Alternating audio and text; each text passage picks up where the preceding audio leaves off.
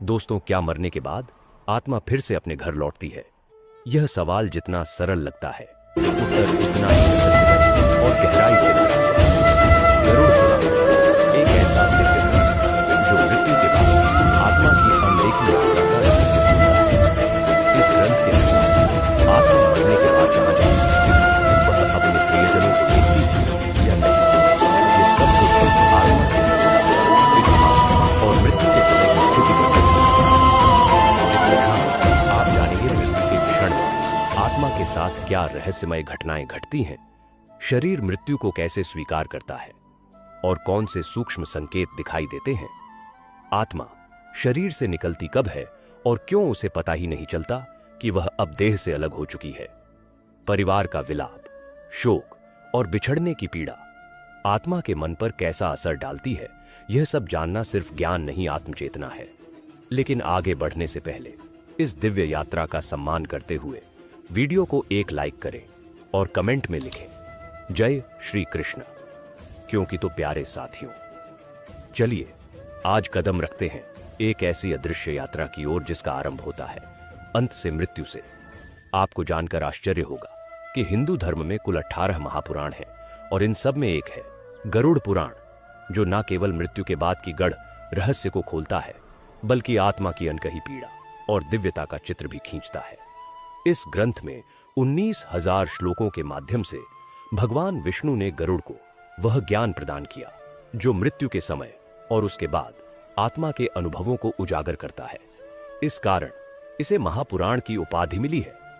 प्राचीन मान्यता के अनुसार गरुड़ पुराण का श्रवण न केवल मृतात् आत्मा को मोक्ष प्रदान करता है, बल्कि उसके परिजनों को भी आध्यात्मिक शांति और बोध की अनुभूति कराता है।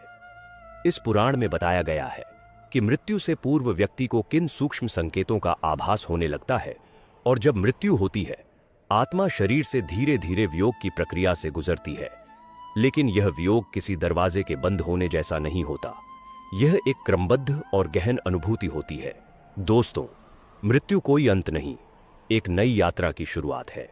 पर यह यात्रा सीधी नहीं होती, यह राह गुजरती है मोह, पीड़ा, भ्रम और कर्मों के दर्पण से। गरुड़ पुराण के अनुसार जब जीवन अंतिम पड़ाव पर आता है तो आत्मा शरीर से अलग होने के संकेत देने लगती है।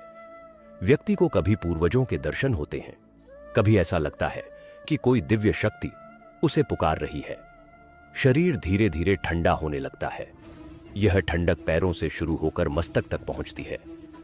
सांसों की गति असामान्य हो जाती है, कभी तेज, कभी मंद। कभी कभी मृत्यु से पहले व्यक्ति के चेहरे पर एक अलौकिक तेज दिखाई देता है, जैसे भीतर से कोई दिव्यता झलक रही हो। आइए जानते हैं आत्मा कैसे छोड़ती है शरीर को। जब जीवन की लौ बुझती है तो ऊर्जा शांत हो जाती है, पर आत्मा वहीं ठहरती है। असमंजस में वह निकलने का रास्ता तलाशती है, कभी मस्तक से, कभी हृदय से। जिनके कर्म शुभ होते हैं वह सहजता से मुक्त हो जाते हैं, पर पापियों के लिए यह क्षण अवर्णनीय वेदना बन जाते हैं। आत्मा निकलते ही शरीर मौन हो जाता है और कुछ ही पल में ठंडक उसकी अंतिम पहचान बन जाती है।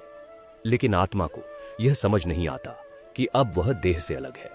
उसे लगता है, मैं जिंदा हूं, बस कोई मुझे देख क्यों नहीं रहा। वह अपने प्रियजनों को देखती है, बोलती है, लेकिन उसकी आवाज सन्नाटे में गुम हो जाती है। वह खुद को सपने में समझती है, क्योंकि जो उसे दिख रहा होता है वह असली जैसा नहीं, फिर भी पूरी तरह असली होता है। अब जानिए परिवार का शोक आत्मा को कैसे छूता है। जब घर में रोने की चीखें गूंजती हैं तो आत्मा उन्हें चुप कराना चाहती है। मैं यही हूं, वह कहना चाहती है, लेकिन वह बस हवा में थरथराती रहती है। कुछ आत्माएं बेचैन हो जाती हैं, गुस्से या पीड़ा में वे हवाओं को हिला देती हैं, दरवाजे खड़खड़ाने लगते हैं और वह कभी कभी सपनों में उतर आती है। अब जानते हैं यमदूत कब और कैसे आते हैं। आत्मा कुछ समय बाद एक नई हलचल महसूस करती है। अचानक कोई दृष्टि से परे शक्तियां पास आती है। अगर आत्मा पुण्यवान है तो उज्जवल देवदूत आते हैं जो उसे सम्मान से स्वर्ग की ओर ले जाते हैं। लेकिन यदि कर्म अंधकारमय है तो आते हैं भयानक यमदूत जो आत्मा को पकड़ते हैं और चीखों के बीच नरक की दिशा में ले जाते हैं। पर यह यात्रा वहीं खत्म नहीं होती। सबसे पहले आत्मा को उसके संपूर्ण जीवन का दर्पण दिखाया जाता है। हर पुण्य कर्म उसके भीतर संतोष की लौ जलाता है। हर पाप कर्म उसे डरा देता है। यमदूत धीरे से कहते हैं, अब तुम्हारा समय इस लोक में समाप्त हुआ। तो मित्रों, जानते हैं वह रहस्य जो आत्मा मृत्यु के बाद 13 दिनों तक अनुभव करती है। गरुड़ पुराण कहता है, आत्मा मृत्यु के बाद भी 13 दिन तक हमारे बीच होती है, मगर वह स्थिति सामान्य नहीं होती, वो यात्रा होती है। पहले 3 दिन भ्रम, मोह और अज्ञान का समय। आत्मा अपनी मृत्यु को स्वीकार नहीं करती। वह घर में ही भटकती है, अपने परिवार से बात करना चाहती है, मगर उसकी आवाज कोई सुन नहीं सकता। अगर मृत्यु दुखद या हिंसक रही हो तो आत्मा बेचैनी, दर्द और उलझन में घिर जाती है। चौथे से 10वें दिन तक धीरे धीरे आत्मा को सच्चाई समझाती है। वह महसूस करती है, मैं अब इस शरीर का हिस्सा नहीं हूं। अगर परिवार ने धर्म के अनुसार क्रियाएं की हो तो आत्मा को थोड़ी राहत मिलती है, पर जिनकी इच्छाएं अधूरी होती हैं, उनकी आत्मा बेचैन, अस्थिर और भटकी रहती है। 11वें से 13वें दिन तक अब आत्मा के लिए अलविदा का समय आता है। पिंडदान और श्राद्ध उसके अगले लोक का द्वार खोलते हैं। जिसने जीवन में धर्म और पुण्य कमाया, उसे देवदूत स्वर्ग ले जाते हैं, और जिसने पापों का बोझ उठाया, वह यमदूतों संग नरक की ओर चला जाता है। अब जानते हैं आत्मा कैसे देती है संकेत। जब कोई आत्मा मोह में अटक जाती है तो वह कुछ रहस्यमयी इशारे छोड़ती है। सपनों में आना, घर में अज्ञात सुगंध फैलना, लाइट्स का अपने आप जलना बुझना, अचानक ठंडी हवा का बहना, यह सब उस आत्मा की मौन पुकार हो सकती है।